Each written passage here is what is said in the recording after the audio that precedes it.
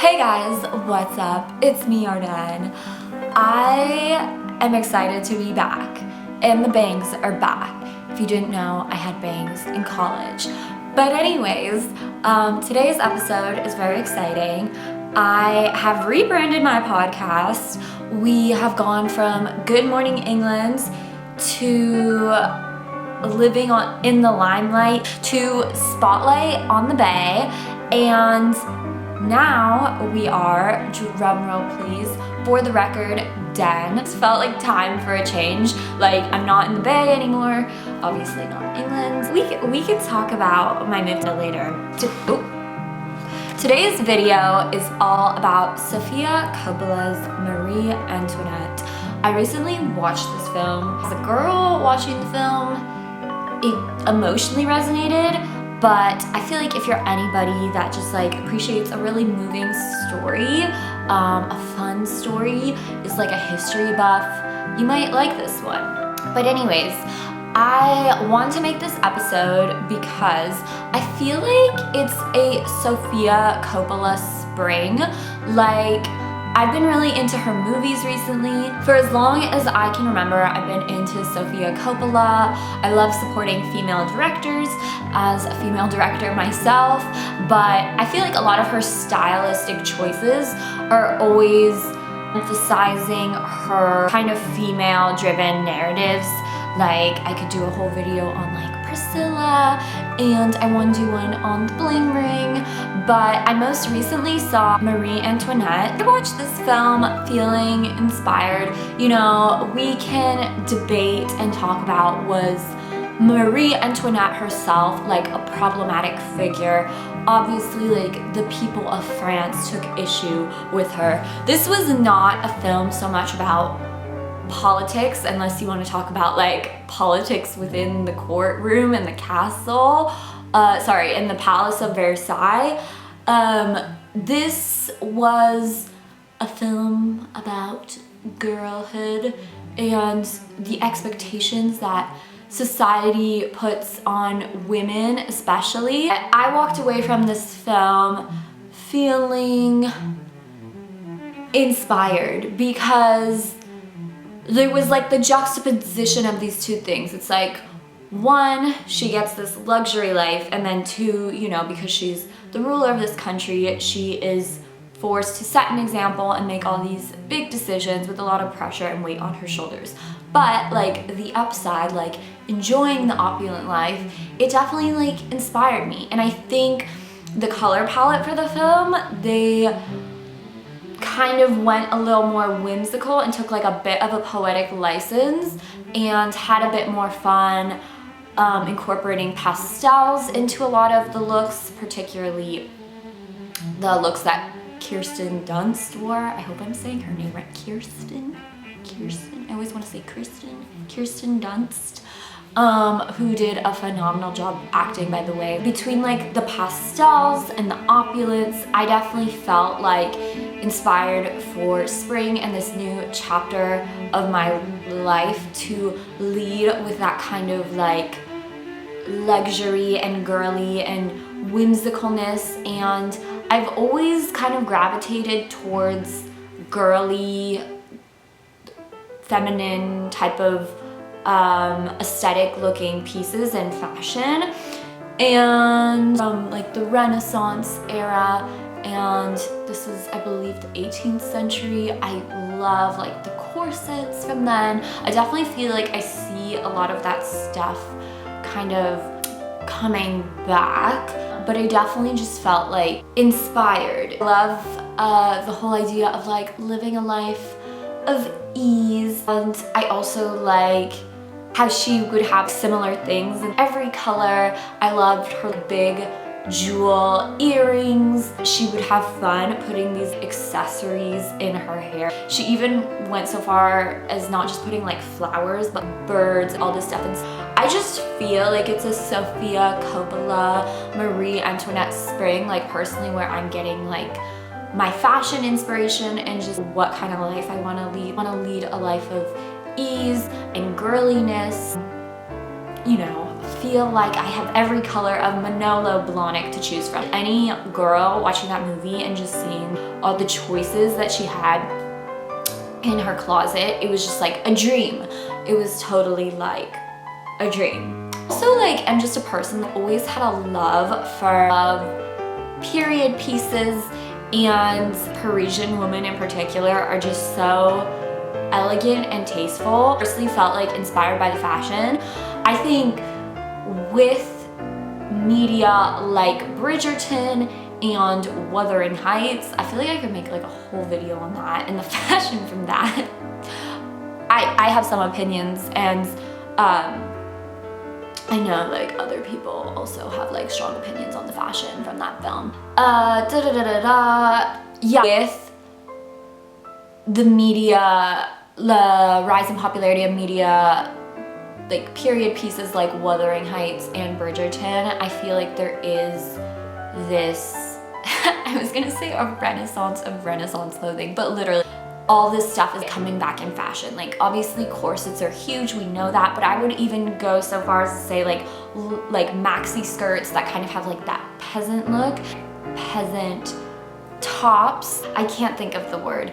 I will insert a picture here of what I'm thinking of, but I definitely see like all this stuff kind of coming back, but I was so in love with her closet. Most girls would kind of be drawn to that kind of luxurious lifestyle of just feeling pampered.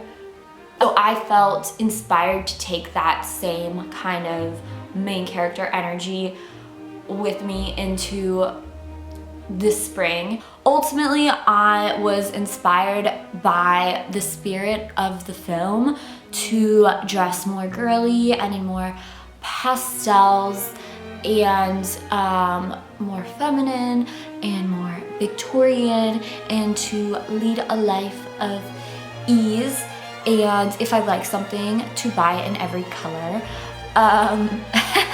And to own Manolo Blahniks and purple Converse, which we will get into the significance of all of that. What if the film Marie Antoinette was less so to remind us of the historical events that took place and more to teach us about what it is like firsthand to be a girl who, as she grows up, she is in the public eye being scrutinized. Sofia Coppola takes one of history's most infamous women and shows us, the audience, a more intimate first-hand look of being a teenage girl navigating her identity, coming of age, the pressure she feels to perform, and this is all communicated through costume, spectacle, symbolism, and the film reframes the past into a story about girlhood,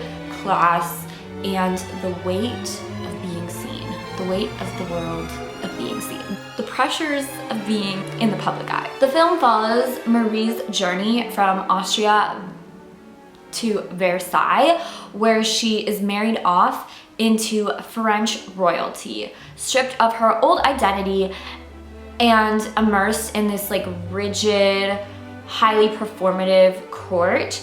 She is expected to embody perfection through her behavior, her appearance, and most of all, her image. But beneath the luxury, she remains isolated, growing up in a world where everything is curated and nothing is truly hers. Costume is an incredible storytelling device in this film, designed by Milena Cononera. I think I said that right. They aren't just visual, they're narrative. I believe she won the Academy Award for costumes for this film, which was well-deserved. Well-deserved. So the costumes aren't just visual, they're narrative pieces.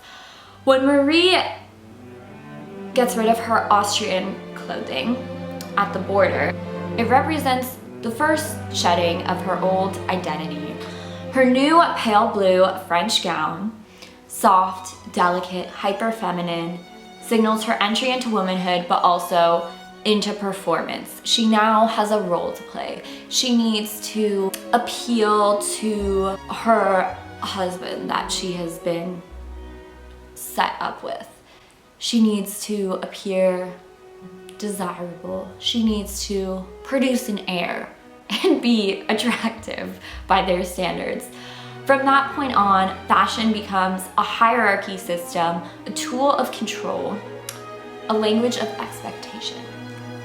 In the dressing scenes, she stands still as women around her dress her according to where she ranks. In these moments, she is not doing the choosing, even though she has endless options in her wardrobe, but no autonomy. Clothing shifts from possibility, fantasy, to surveillance.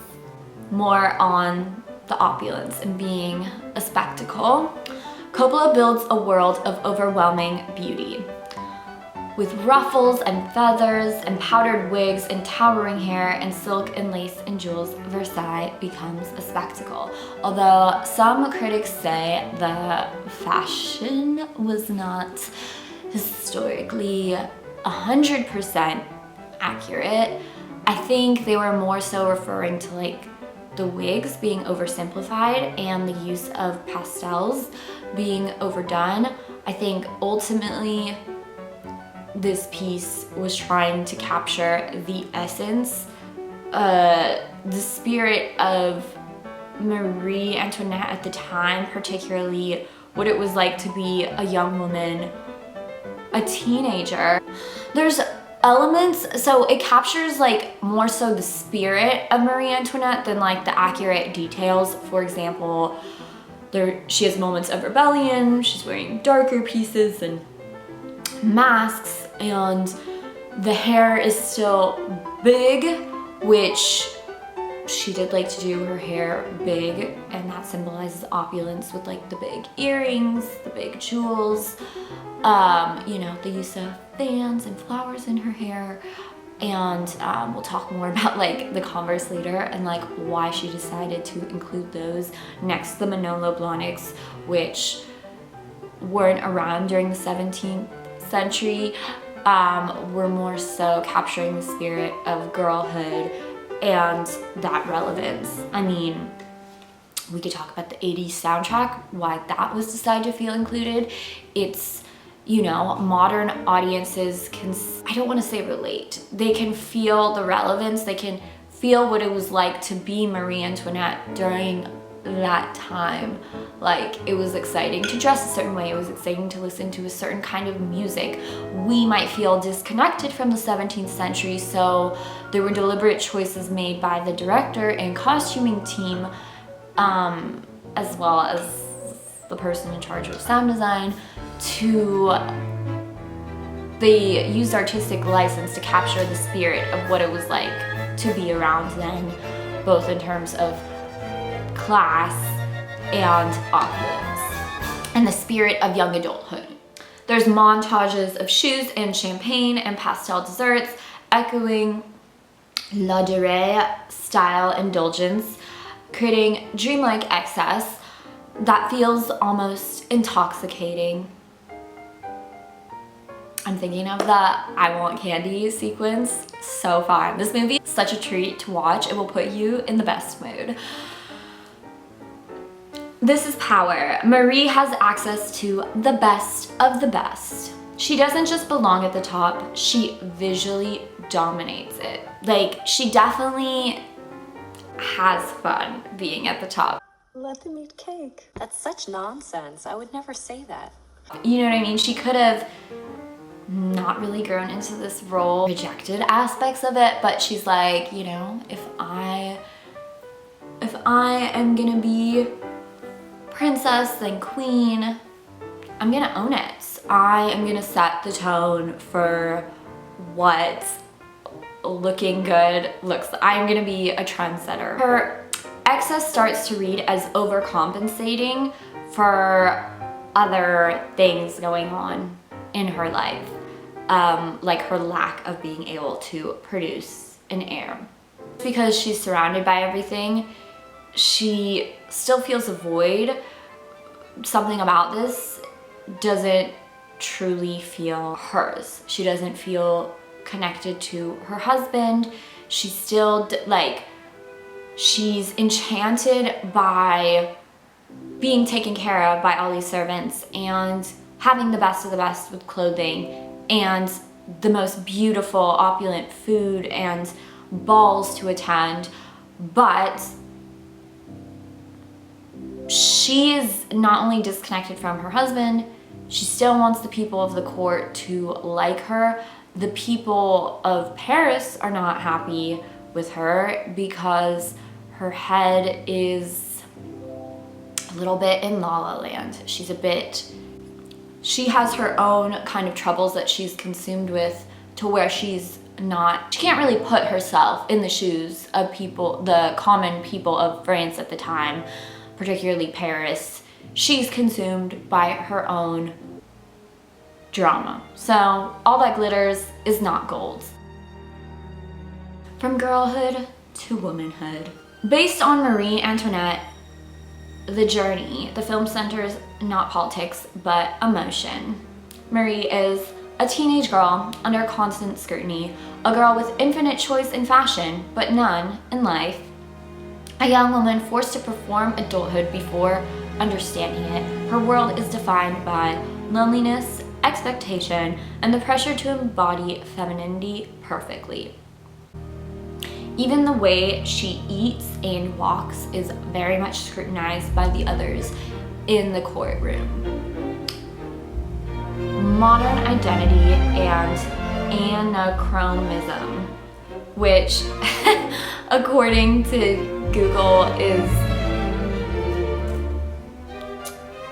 a chronological inconsistency where a person, object, event, or custom is placed in the wrong time period. So as we know, the soundtrack might feel a little bit jarring since there's 80s songs in this 18th century landscape, and yet somehow it fits.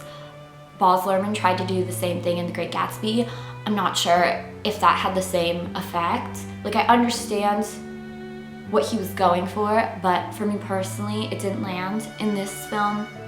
It did land. It captured the spirit of girlhood. Coppola deliberately breaks historical accuracy. The film includes the soundtrack I was referring to, and a glimpse of Converse sneakers. It's a very quick camera pan when she's trying on these different heeled shoes. Critics pointed out the inaccuracies, even simplified hairstyles. That's the point.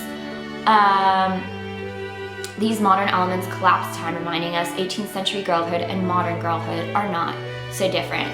And there is a cool story of how they got that shot of the shoes. I think her brother was the one who filmed the I Want Candy montage sequence, the B-roll, and he was just having fun and playing around, and then Sofia Coppola liked it and left it in like the final cut, and then now as the film's been analyzed, those shoes in that spot has its place. It serves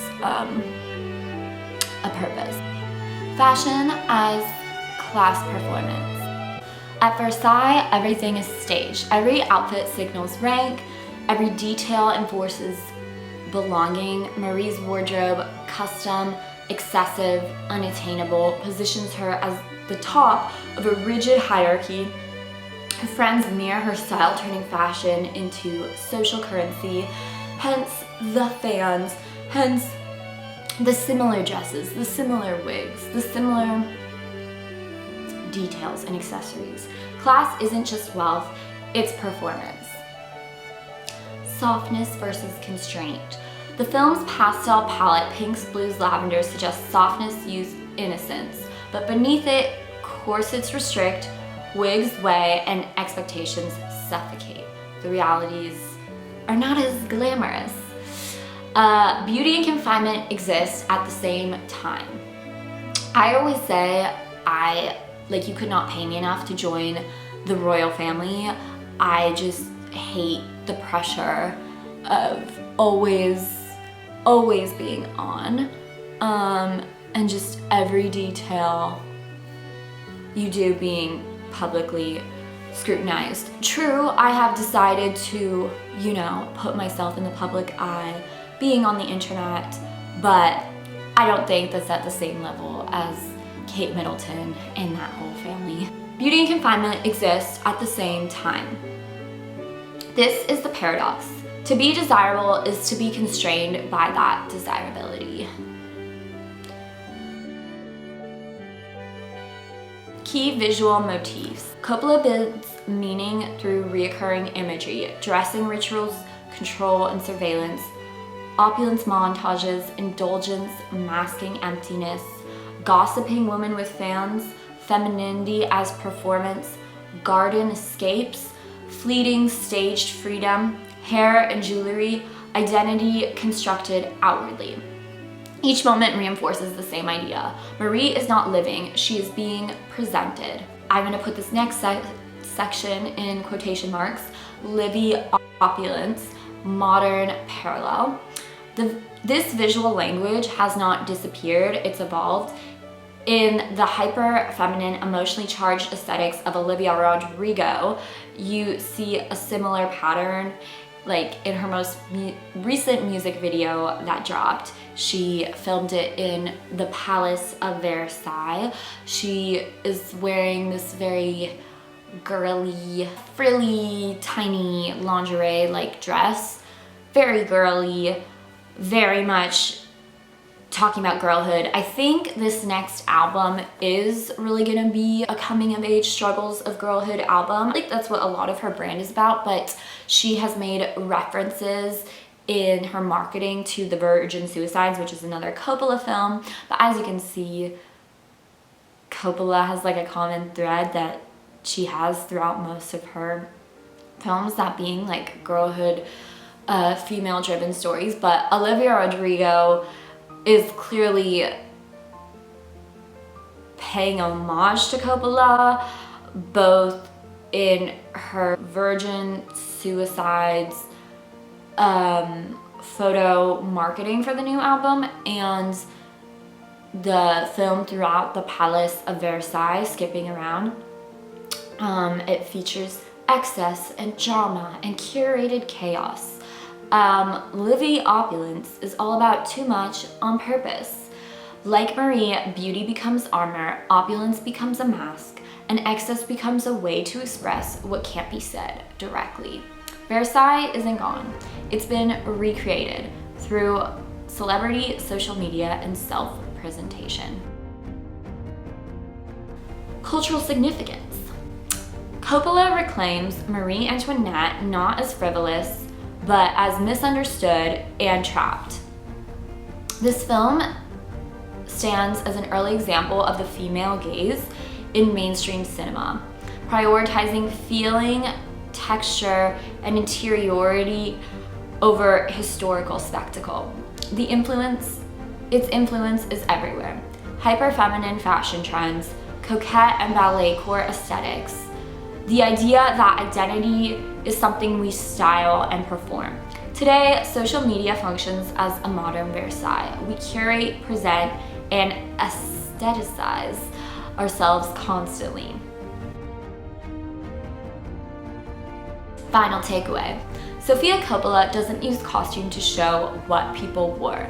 She uses it to show what it felt like to wear it.